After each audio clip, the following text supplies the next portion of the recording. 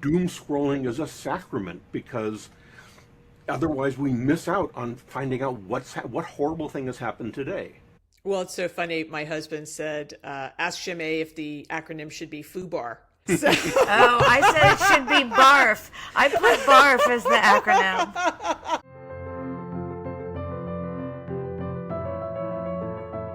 hi, everyone, and welcome to Love Letters to the Future.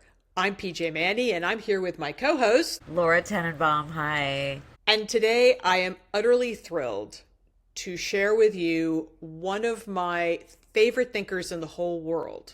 Someone who actually gets it at a level of the complexity and the compassion that almost no one else I know does. Jamais Cascio, I would love you to introduce yourself because you're one of the most impressive people in terms of thinking that I know. Well, now I'm blushing. That's okay. Blush away.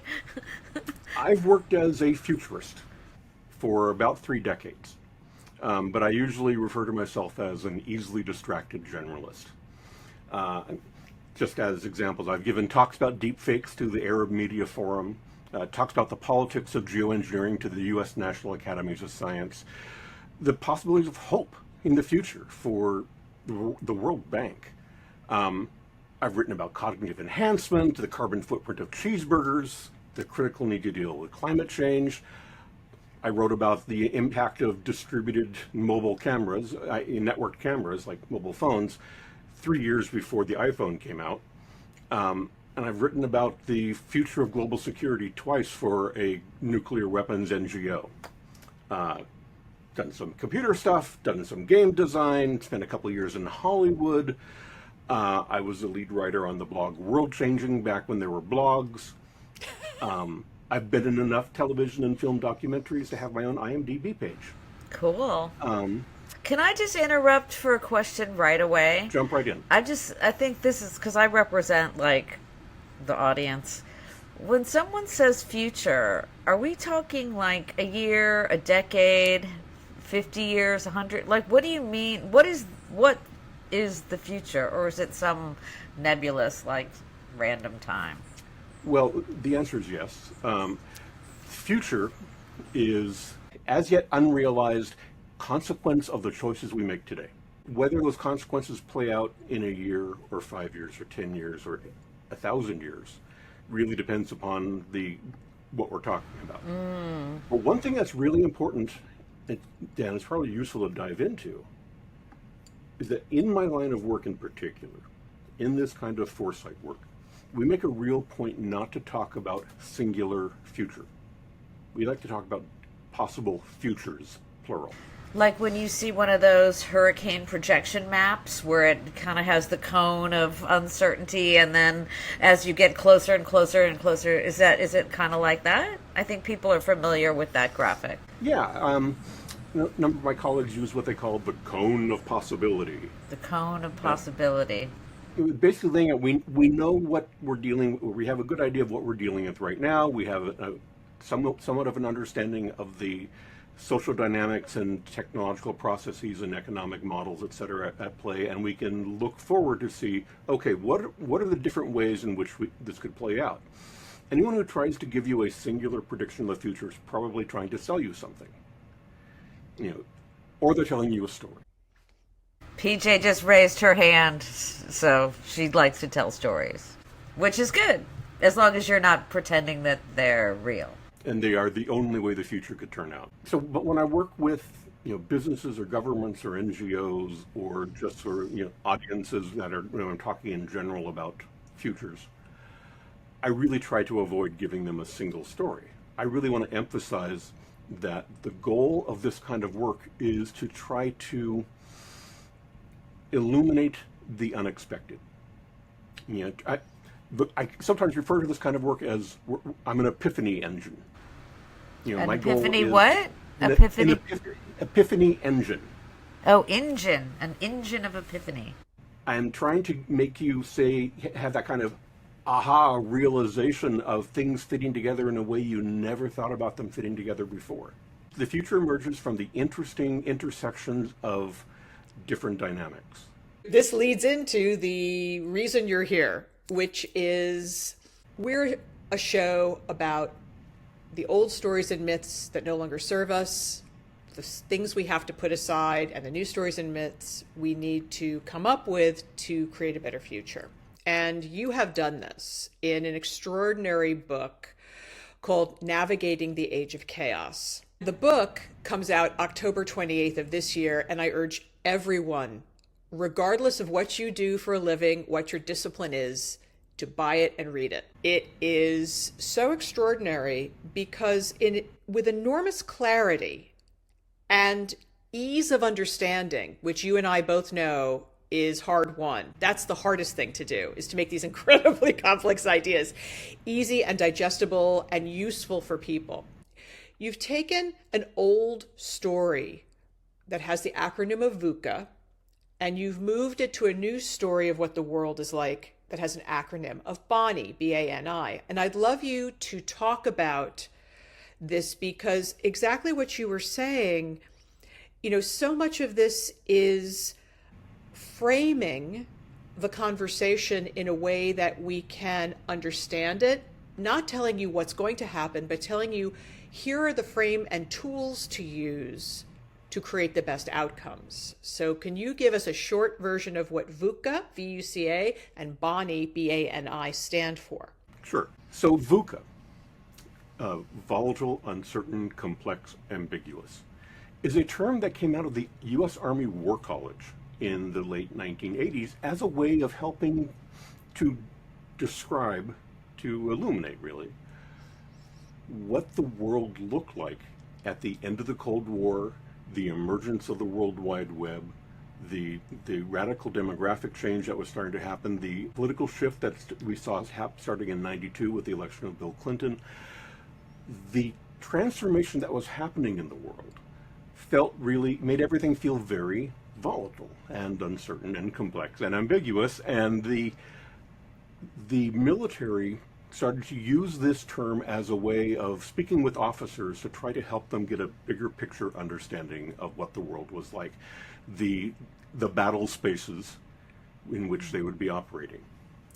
Now, business consultants love military language, and so well into by the 1990s, business consultants had started to pick up VUCA as a term, and when 9/11 hit, it really became almost ubiquitous among at least the American, but also pretty much globally at this point. The community of people who look at strategy, whether for businesses or governments or organizations or the military or whatever, they were using this term VUCA to really give a name to what people were experiencing. And for quite some time, it fit. It was a useful heuristic, a useful framework. But as the century wore on, and as things got weirder and weirder, Yes, VUCA became less and less useful. Now, I've been doing this kind of foresight work for 30 years, so I was there, I was thinking VUCA way back when. But by the mid-2010s, we were eating VUCA for breakfast. VUCA, let me just say it one more time. VUCA is volatile, uncertain, complex, and ambiguous. And we've been living through this through the 90s, through like the 2010s. Volatile, uncertain, complex, and ambiguous. Sounds about right. Yeah. And in a world where things were uncertain but understandable, it was a pretty good term. But the transition that started to happen in the 2010s is things stopped making sense.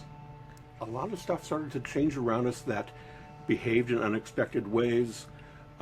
Systems that we thought were strong suddenly shattered. Anxiety was so deeply driven into our society and our cultures, especially for younger people. Many of the processes around climate and around economics were behaving in ways that could best be described as through nonlinearity, through chaos theory. And frankly, this all became incomprehensible. And so in 2018, in the work that I was doing with the Institute for the Future, where I serve as a distinguished fellow, top hat and monocle not included, Why not? As long as we're doing incomprehensible shit, we might as Right. well throw a top hat and a monocle in there. Well, in 2018, the Institute for the Future had its 50-year anniversary, and so had a big event. And they asked me to give a talk on future of foreign policy in a world of reduced trust. Yeah, okay, that's interesting. But my graduate degree is in international politics, political science at UC Berkeley. And I worked closely with a guy named Kenneth Waltz, who was sort of one of the grand old men of the field, wrote a book in 1959 called Man, the State and War, which was still in use in political science classrooms into the 21st century. Wow. So that you're saying wow because that's like really old fashioned for those of us no, who it's persistence. And here's a perspective on a changing world that the guy wrote just coming out of the Korean War that remained useful as a useful way of introducing understanding of the world to students around the world. Point being that he was a deep thinker about this kind of stuff, and he really focused on anarchy. Anarchy as a way of understanding the international world. In an anarchic environment, there is no top-down control. Everything comes from mutual interactions. It's actually very modern in the way we think about the way like open source projects can work and the way a lot of our distributed networks can work. Well, that's anarchy, and anarchy is not, as Thomas Hobbes wrote centuries ago, a war of all against all. It is a competition for security. You do what you can to keep yourself safe in a world of anarchy. And he contrasts that with a world of chaos. All right. A world of chaos is where none of the rules continue to function as expected, where there is disproportionality between cause and effect, a lag between cause and effect. And I realized that chaos was a really great description of what we were experiencing in the late 2010s. And so, just as part of my talk, I put together an alternative to VUCA that I called BANI, B-A-N-I, which stands for brittle, anxious, nonlinear, and incomprehensible. Brittle being a description of systems that appear strong, that really can behave as if they are strong, but once they hit a limit, an inflection point, a limit of what they can stand, they fall apart. And we've seen examples of that. Actually, was a big part of what happened with supply chains during the COVID crisis. We see that happening right now with democracy around the world. That we thought were strong, were really had some strength to them, just falling apart. Anxious, describing that the feelings of helplessness and loss of control, or really the recognition that control was never possible to begin with. That sense of no good choices remain.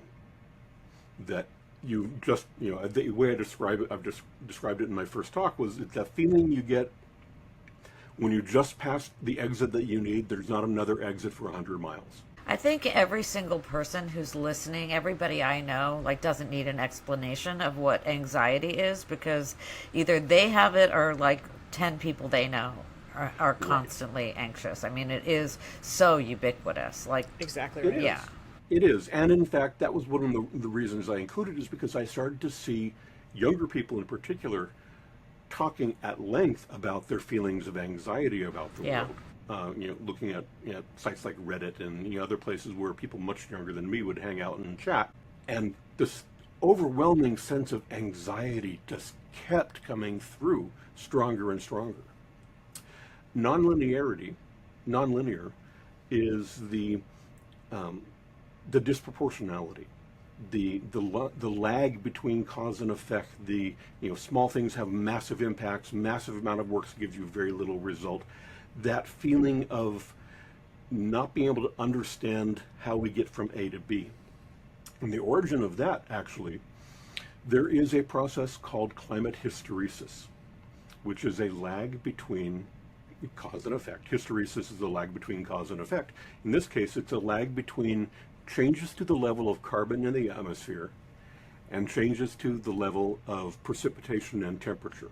Can I just add, there's a geographical lag as well. The place where the carbon dioxide is produced has an effect that isn't necessarily at the same location. And that's fairly familiar because we saw that happening with CFCs and the ozone layer. Because we had a good idea in mind of how this worked, except there were these systems, these lagging systems, and in particular this climate hysteresis around carbon levels and temperature.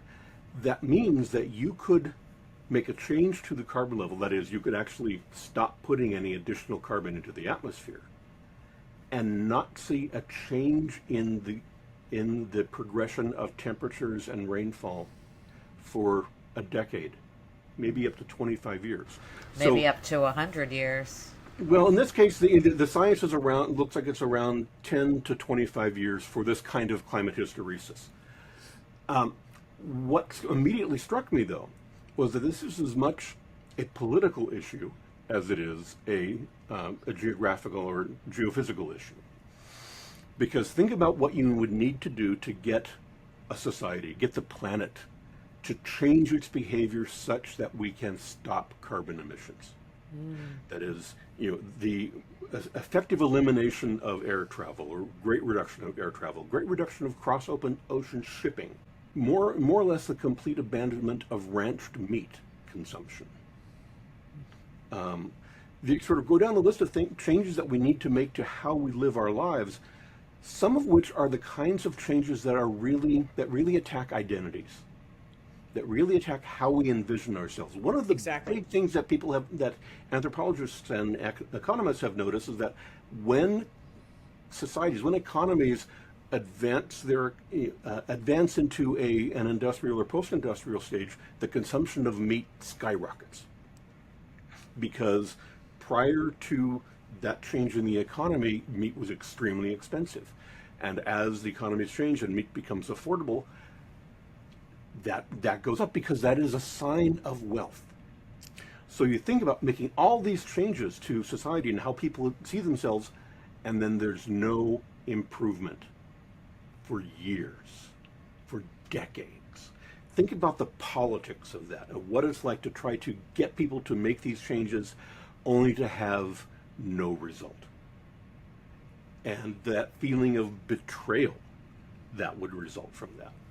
So just starting to think, okay, this nonlinearity, this imbalance, whether it's between cause and effect in timing or between scales, this is wild. And it's totally not within our realm of what we're accustomed to. It's not within our everyday realm of experience. I'm just trying to think of other things that are kind of a parallel where you could make a lot of effort and not necessarily see an immediate result, but that people would be willing, let's say, to do, Oh, sure. Like think about marketing campaigns. Right. They would take a while. Or even like exercising, you wouldn't expect it to, now they have, some weight loss drugs, but in general, right. exercising, right. Eating well, you wouldn't necessarily expect to see a result for a while. Even something right, like exactly. being an artist where you're trying to, let's say, create something and you want to sell it, and how do you put your art out in the world? That could take a decade, and people keep trying and they don't give up. Well, the flip side of that disproportionality is true as well. You've seen plenty of examples where something really small, an offhand joke online, goes viral. Oh my gosh, yes, yeah. Think about the J.D. Vance and couch meme that went around last year. We talk about virality. Both memes and viruses have the same kind of pattern. You think about something that goes around a classroom or an office where one person gets it at first and passes it along, and suddenly everybody has it. Now, are we talking about a cold or a joke, a meme? And so you have all of these processes that are maybe familiar in individual anecdotes, but suddenly big systems start to work like this. And then finally, the I, the incomprehensible, is just that. heck is happening? Trying to be polite. No, Don't. really, it is. Don't it be is- polite on this show. You can Okay. say what the fuck is happening. You can say what the motherfucking shit fuck is happening. Well, yeah, it is. It's the what the fuck feeling that a lot of us have about what's happening in the world. Whether it's AI, behaving in ways that make no sense. Why does Google AI summary tell me that it's really healthy for me to eat one small rock a day? It that kind of does. thing. Because AI is so dumb. Or why does the self-driving car AI that can navigate me across the country continually bump into the garage door when it's backing out of the garage? That kind of, this doesn't make sense. And so seeing all these things, I described BANI, this new framework that better describe the world than VUCA does. Brittle, anxious, nonlinear, and incomprehensible. Yes, exactly. It feels so true. Well, this is you said exactly the word I was going to use. It's about feeling. It may actually be true, but it's about how we feel about it. Yes. It's that sense of like a hopeless relinquishment of our ability to cope. And what I love is that you've also come up with a BANI that's positive BANI. What strikes me about the positive BANI is, in many ways, we talk about myths here on our show. So much of it I could have taken right out of Eastern philosophies. I could have taken it right out of Buddhism. There's so much of just basic common sense about how to deal with difficulty in each of the BANIs, but they're so crucial. So I'd love a sense of what the positive BANI, how the acronym applies, is something as a mnemonic for us to know how to frame things in our own minds when we come across the classic BANI problems. And I think it'll just be incredibly helpful. And then we can start talking about them as stories. Sure. I'm happy to do so. So positive BANI, that's something that I worked with Bob Johansson, who's a co-author on the book. He is a director emeritus of Institute for the Future. He's been doing this kind of work even longer than I have. And he really encouraged me to move past, don't just talk about the negative side. Think about what a positive BANI could look like. And I had been thinking about some of the ways we could respond, and he really emphasized, no, you got to do it as the same BANI framing. It's marketing. No, but it tells a better story. It does. And so for the BANI of positive BANI is bendable, which here also mean when I'm talking about resilience. Instead of brittle, bendable. Instead of anxious, it's attentive, which it dovetails with empathy. For nonlinear, it's neuroflexible, and that it parallels improvisation. And finally, for incomprehensible, it's interconnected. So bendable, attentive, neuroflexible, and interconnected. And these are all mechanisms of coping. Right. Really, in the book, when I talk about the negative BANI, the original recipe BANI stuff, it's brittle. We're talking about the Western Antarctic ice shelf collapsing, or a Kessler syndrome cascade of satellites breaking apart. When I talk about anxious, I'm talking about rage farming and the like. Rage what? Rage farming, basically trying to make you as upset as possible so that you click on things. Oh, like the Rage is Alex engagement. Jones guy. Yeah. Or the, Well, actually, the entire algorithm for Facebook. right, is Yep. rage. It's and it's rage called rage. farming. What's it called? Rage, Rage farming. Yep. God, I didn't even know about rage farming. But it makes sense now that you're talking about it. Oh, wow. But you talk for nonlinearity, you talk about the climate stuff, for incomprehensible. I'm talking about nuclear war. And so all these things are really massive, global scale crises and dilemmas and insolvable, unthinkable problems. And then we turn around for positive money, and we're talking about mindfulness, and we're talking about empathy, and we're talking about learning to be improvisational and fluid intelligence, and we're talking about being connected to a diverse set of people. And the scale is so dramatically different, but at the same time, each focuses on the critical point of possible change. For the negative Bani stuff, we're talking about these big global systems that are changing. But for the positive Bani, we're talking about how can we as human beings in social networks, how can we deal with this crap? Because most of these are not problems to be solved. A lot of these issues are issues that we can respond to, that we can help ameliorate, that sometimes we just have to adapt to. And wrapping our minds around the scale of these crises can be overwhelming.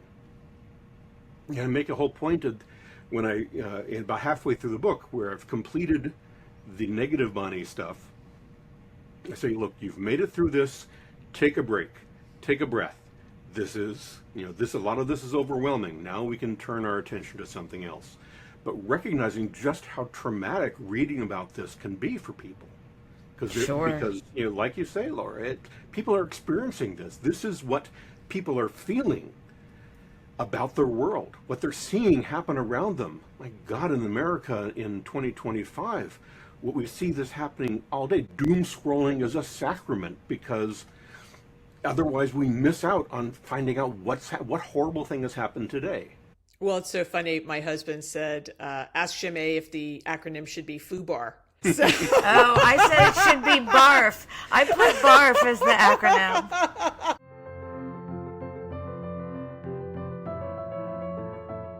Is your book an audiobook as well coming out? It will be because I think people would like to listen to it too. One of the things you said in your book, we know what to do to reduce harm. Like, that's really key to the whole positive Bani aspect, is that inside of ourselves, the reason why your positive Bani is so responsive is that we do know.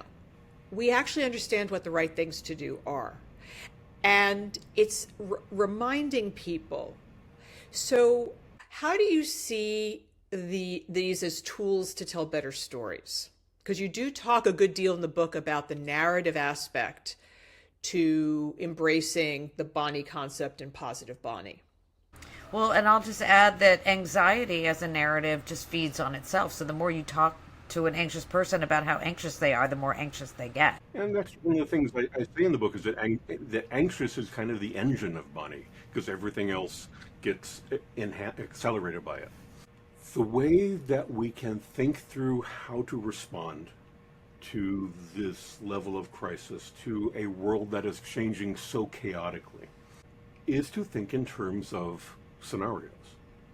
One of the things that I really emphasize in the work that I do, and I've been doing this for 30 years, that Bob has emphasized in the work that he does. Our other co-author is Angela Williams, who's the CEO of United Way Worldwide, and she talks about this in her own work, that we need to be thinking about multiple possible paths forward.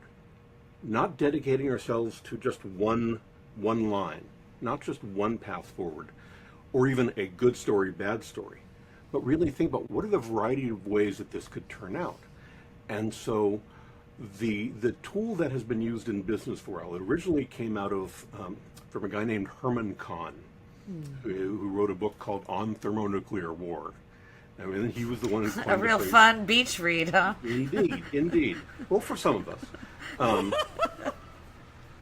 And he coined the phrase "thinking the unthinkable," and he started to basically play out, what does the world look like if? What are the different possible outcomes if we do X, Y, and Z? And a number of organizations, companies picked up this process. Royal Dutch Shell, most infamously, started to use scenarios in its work. And eventually it sort of filtered out through the larger business strategy and government strategy world. And that's what I got trained how to do. And I really do appreciate this way of thinking, because it's kind of like, well, it's kind of like the evil twin of science fiction writing. Because when you think about science fiction writing, you have your author, like BJ, will build out, whether in her notes, in her mind, in the book itself, a large expanse of the world, but builds that world to support the story and the characters. The opposite is true for writing scenarios. With scenarios, you create characters and story to help illuminate a world that you've built. And if in most of the time when you're doing scenario work, you actually build out multiple scenarios, multiple worlds that could be the result of what's happening today. Sure. So that's like a climate model, a global climate model, where you know, what would happen if we increased CO2 output? What would happen if we decreased it? What would happen if we decreased it by 50%, by 20%? And then you see how it plays out. I tend to work in a more qualitative approach, where I try to look at how all of these different processes that are seemingly disparate, how they intertwine. The rubric in a lot of people who do this scenario work for business is the set of steep drivers, so social, technological, economic, environmental, and political. And you make sure you cover all five of those topics when you build out a future world. It's a way, we basically use these as a way to try to tease out possibilities that are non-obvious. To try to say, okay, if this particular change happens, and this particular change happens in a world where climate is doing this and demographics is doing that, what are the different ways they could combine? Because we know that our scenarios are going to be wrong. The goal is to be usefully wrong. That is, to uncover those moments of surprise, those moments of epiphany about how the world is changing, or more accurately, how the world could be changing in the next 5 years, 10 years, 25,000. So you make several predictions, and then, Okay, different... now you just said a bad word. You just said a bad word that you shouldn't give me. I always say bad words. So naughty. You should wash your mouth out with soap, young lady. I like being naughty. Predict is a word that you're guaranteed to make a professional futurist, foresight practitioner, whatever is the term of the week, make them upset. Prediction implies certainty. And one of the arguments that we make in the book that we really try to drive home is that in the world in which we are living, and will be living for the next few decades at least, is a world where certainty is dangerous. Yeah. And we need to be looking for clarity. So whether we talk about wild cards or black swans or whatever is the term of the week, these issues that are not on our radar of things that are likely to happen, but we can't rule out as possibly happening. So pragmatically, let's say I'm an end user, how would I use this information to make decisions? Well, one thing you would do is to try to spell what are the different drivers that will affect this decision.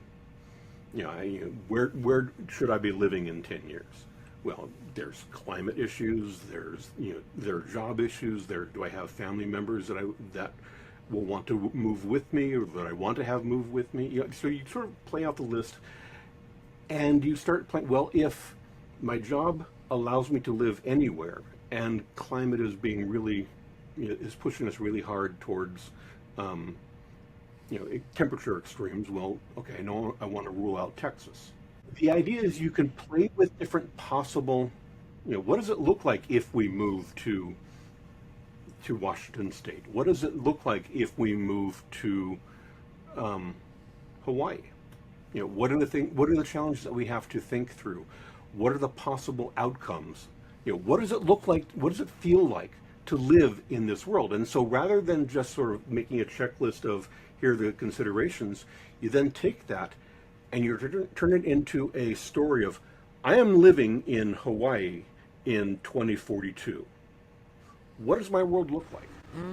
Super Here's the interesting. work that I'm doing. Here's what I'm having to grapple with. We're dealing with the sea levels have gone up by half a meter. So, what we're finding is that this means storm surges are a lot worse. We have to be really careful about how we build our home, or what kind of protection we have for the home.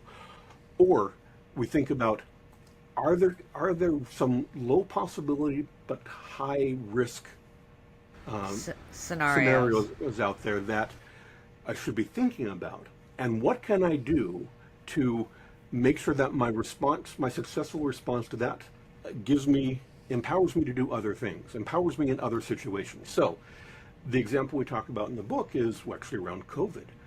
In California, companies that had built out plans for what to do after a big earthquake, where employees are not able to come into the office, but might still have internet access, and we want to continue to work. What can we do to make sure that our organization functions in a world post-earthquake where people can't cross a bridge? Well, those kinds of plans actually worked really well to essentially kickstart those companies into how to deal with COVID. Now, a pandemic and an earthquake are very different kinds of disasters, but there are enough parallels that the kinds of plans and preparation that they made for one they could turn around and apply to the other. And so that goes into the whole resilience model of trying to think through, what can I do to prepare for the unknown? I want to make sure that I have enough extra supplies. I have my emergency kit. My wife and I have extra water that we change out every 6 months. We have extra, canned food and energy bars. We know that we could live. We have extra cat food and extra medicine. We know that we could live after a big earthquake if we had no connection to things for at least another couple of weeks. Realistically, maybe more than that, but at least 2 weeks. Well, those supplies are also really useful if there is a massive power outage. They're also really useful if there is we had some really severe winter storms recently that knocked out power, that flooded the land around us. We didn't feel like we could safely leave the home. Well, we have our kit to be ready. The idea of having the excess capacity, sometimes people call it slack in the system, that really offends those out there who really love the just-in-time economics, just-in-time manufacturing, and hyper-efficiency. Just-in-time manufacturing and hyper-efficiency, when they work beautifully. They can make you a lot of money. When they break, they shatter. That's like brittle. That's I have a brittle. question about big systems and small systems.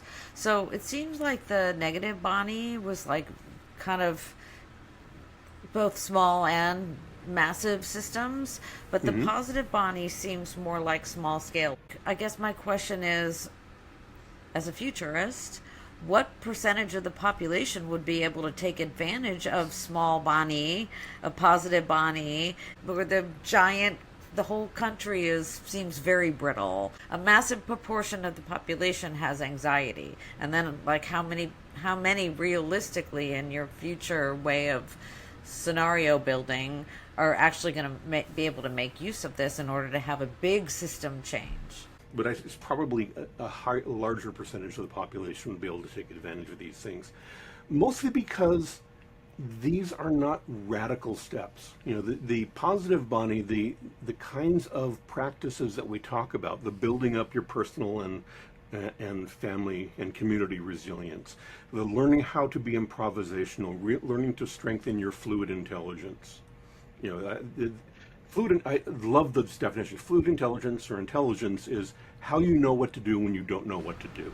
Mm-hmm. That is, when the checklist doesn't work, how do you know what to do? And how can you improvise? What can you do to improvise? The story that I tell in that chapter is about Stanislav Petrov, who was a Soviet air defense officer back in 1984.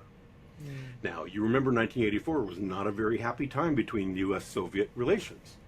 In fact, the Korean Airlines 007 jet had just been shot down over the Kamchatka Peninsula in Russia, in the Soviet Union. And on the night that Stanislav Petrov was working, they got an alert. A missile had been launched from the United States. And then a couple more. And a total of 5 missiles were on their way from the United States. Petrov had actually written the book for air defense officers to tell them what to do when you get an alert, and essentially send it up the chain of command. And because the Soviet Union had a massive retaliation policy in place, he knew that sending it up the chain of command would, at a very high likelihood, result in a massive response of all the Soviet missiles going after the United States, which would, of course, lead to the Americans launching theirs in return. Even more, yeah.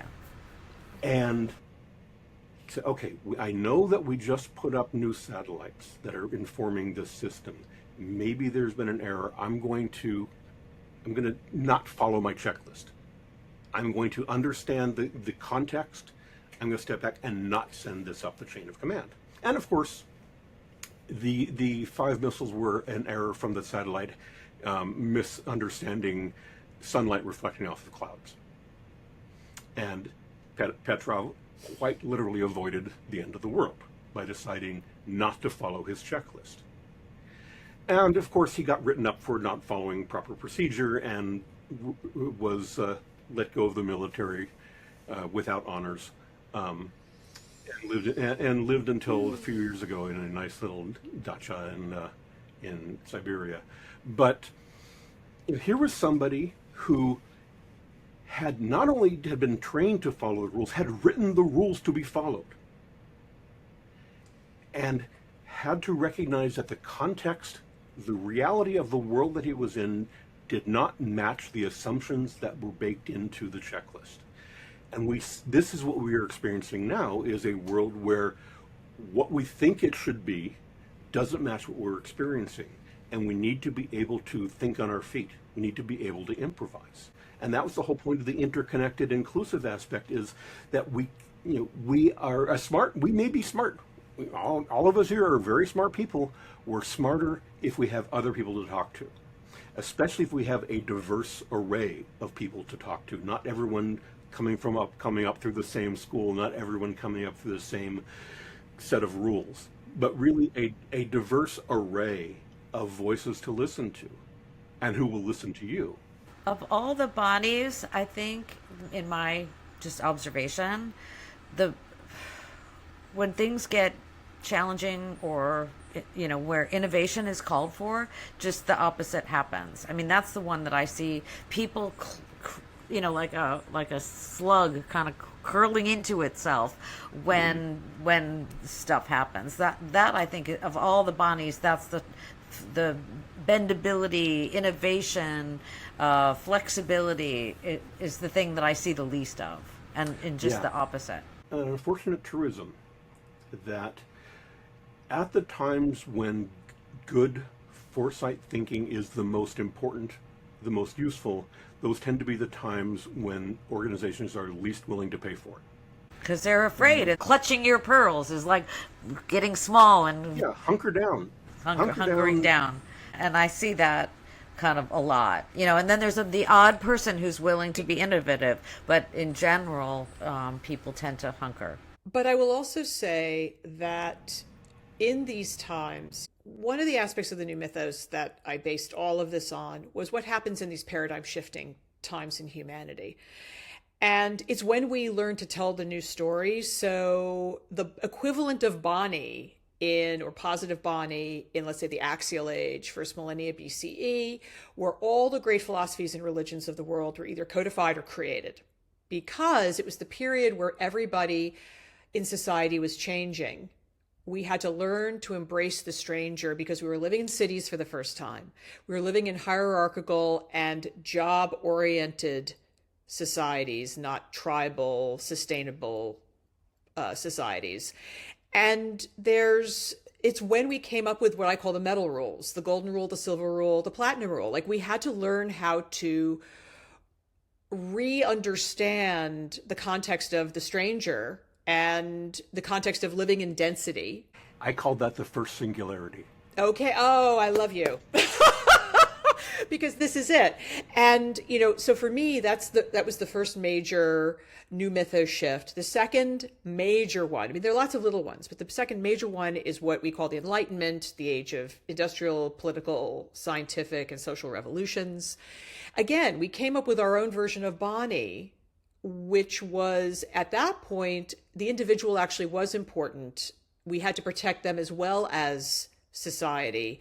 And we were going to listen to individual issues because the machine of the industrial age and massive institutions like the church or the monarchy were not paying any attention to the individual. And so we came up with a whole new set of bodies. But the funny part is they're always the same thing. And this is actually what I'm trying to get at. It's always the metal rules. It's always positive non-zero sum games. I mean, your positive BANI is what always fixes the broken system. And it's the realization. I mean, we came up with the Declaration of Independence and the Constitution and the various countries that also had revolutions and came up with their own constitutions. These things were designed at the beginning to protect individuals in a society and the society at large, with this recognition of people's rights, with this recognition of the sanctity of the human life, and the ability to have empathy for people within the society we were in, to be flexible, all of the things you talk about. And I just think it's fascinating that every time we enter these periods, the positive BANI happens, in that we realize we have forgotten this. Yeah. And, Karen Armstrong, whom I adore, the great religion scholar, says one of her biggest issues is she tries to teach people that if you actually look at the core values of the axial age, again, the metal rules, it's that we forgot them. Every time we forget them, we have to re-remember them. And I love that you've created a framework that people today can really understand. You don't have to have a philosophical framework. You don't have to have, I noticed that Foreign Policy called you, when they said you were the top 100 thought leaders for global thinkers. By the way, you're in my top 10, maybe 5. They said for being a moral guide to the future. And I think the better term is an ethical guide to the future. That's what I said. And it's something that I keep trying to be better at. Yeah. I think you're right to recognize that this is not a new dynamic. Right. We have gone through BANIs in the past, both positive and negative. The critical difference with today's negative BANI, and hopefully the positive, is the interconnectedness. Yes. We are able to speak to pretty much every other person in the world pretty easily. We're able to speak to millions of people at the same time pretty easily. And that is an amazing power that we have. And so far we have used that power very poorly. Exactly. Because we have used it primarily as a short-term wealth generation system. Right. And unfortunately, the ways in which a short-term wealth generation system, the ways in which that encourages us to act, tend to be antithetical to the ways we should act for long-term survival. Totally. So, yeah. One of the arguments that I try to make in the end of the book is that things look terrible, but things have looked worse in the past. We have gotten through worse. As a planet, as a species. There was this is the 6th extinction. Well, this is a fairly minor one in comparison to the one they called the Great Dying, right, at the end of the Permian. several hundred million years ago. As much as I have a reputation of being the doomsayer, the one, I'm the one that will make you feel depressed. Well, I do recognize that there's a Norwegian sociologist named Evelyn Lindner who said something that has stuck with me for years, and that is that pessimism is a luxury of good times. In difficult times, optimism is mandatory because pessimism is a self-inflicted, self-described death sentence. Sure. And that's something that I have kept in mind as we work through the positive BANI, as we have worked through the negative BANI, is trying to recognize that this is not this can't just be a story of what's happening now. It needs to be a story of transformation, of how we can think in new ways about the world. The positive BANI are all very personal or intimate. They're aimed at what you can do as an individual to give yourself a new perspective on the world. Right. As an individual, there's very few people actually have the kind of power to make a change themselves and have that change everything. There are a handful of people out there who have that power, and they all seem to behave very irresponsibly. Instead, we need to focus on what we can do to change our perspectives so that when we act, we are acting with intent, we are acting with clarity, and we are acting in a way that helps us make a better future. Love that. Gosh, I don't even know how or why to follow up with that, because I think you just summed up for our audience everything that we need to start thinking about and relating to ourselves. Because it's one thing to look at a framework and say, oh, okay, that's something outside me, but your positive BANI is something that's actually inside all of us.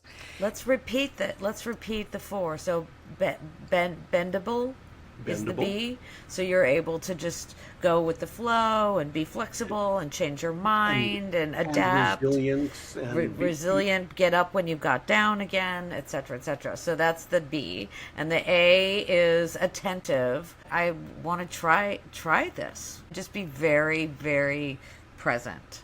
I love it. Present, being empathetic. My wife has a shirt that she wears sometimes that says, in a world where you can be anything, be kind. Yes, Yeah. exactly. Be And kind. that's really the core of it. Be kind. Be kind to yourself as well as to others. Yeah, 100%. And then the N, instead of nonlinear, it is... Neuroflexible. Ooh, I was Sounds going to very say nice. No, That too. it's improvisation. It is the willingness to think in new ways. It is being willing to be wrong. Yes. And learning from being wrong. So much of our business cultures, in many cases, our social culture is wrapped around you must be right, and if you're wrong, you're bad. There are so many drivers for people that you must be correct, and if you're not correct, you are bad. And I was just imagining like somebody listening to the podcast and like wanting to know, like, Jamais, tell us what's going to happen, as though there were one right answer, Right. But Right. What you're saying is you're not predicting. You're just saying, like, the way to deal with what's coming is this neuroflexibility, and whatever comes at me, I can handle it. Thinking through the consequences, trying to imagine the consequences, trying to imagine the implications. That's the work that we're doing. That's what we try to get you to do in the BANI positive. And just to make sure we have that last one, I is interconnected, because you're not doing this alone. You can't do this alone. Even if it's just a small community of your neighbors. Embrace an array of diverse thinking, diverse perspectives, knowing who to ask. One story that we tell at the beginning of that chapter is about black swans. Well, the original use of black swans in Europe was as a sign of something that you think might exist but doesn't. Well, lo and behold, they exist in Australia, and so it became a metaphor for things that you didn't think existed, but turns out they do. Well, the only reason you didn't think they existed is because you didn't ask the right people. The people who lived in Australia had knew all about black swans, had myths and stories around black swans in their culture. Now, granted, in the 16th century, didn't really have a good way of asking people in Aboriginal people in Australia. Today, we don't have that excuse. Recognize that you need to ask outside of your circle. You need to have a wider circle of empathy, a wider circle of connection, a wider circle that you listen to. You may not agree with, because they may be wrong, but you should at least be able to entertain what they're saying. And so the idea of all of this is, whether it's being bendable, attentive, neuroflexible, interconnected, all of these are around the idea of you needing to be able to adapt to a chaotic environment and still retain your sense of intent and sense of clarity. Even how you're, for those of us listening, Jamais is kind of moving back and forth like he's on a boat, and it was making me think of, like, because I have a degree in marine science, so I'm on boats a lot. And when you're on a boat, you can't stand stiff or you'll fall down. You kind of have to keep your knees bent and sway with the boat, and that keeps you from getting seasick. It kind of keeps you on your balance. You're using your core muscles to stand up straight, which is paying attention inwardly, using your core. Actually, I found, at least for myself, I was much better off standing at the end, whether at the front or the back, because I could see the change happening. Right, your eyes can watch the water. Look at the horizon. And I could see how to adapt. Well, that's what you do. You look at the horizon. It's the perfect futurist metaphor. Jamais, thank you so much. This has been fantastic. The book is called Navigating the Age of Chaos, a sense-making guide to a BANI world that doesn't make sense. And if you have the opportunity and to pre-order, please do. It turns out that the way the book world works these days, pre-orders matter more than ever. I'm happy to sit in on anybody's podcast and talk about this stuff. I'm much happier, of course, talking with people that I consider friends and people who I greatly admire, like PJ. And now, Laura. Thank We're you. so glad to meet Thank you. you very much for having me as part of your love letter to the future. This is our love letter. You're part of our love. Thank you, everyone, and we're sending our love letters out to you. Please subscribe, like, and come back. We'll see you soon. Take care. Bye-bye. Thank you.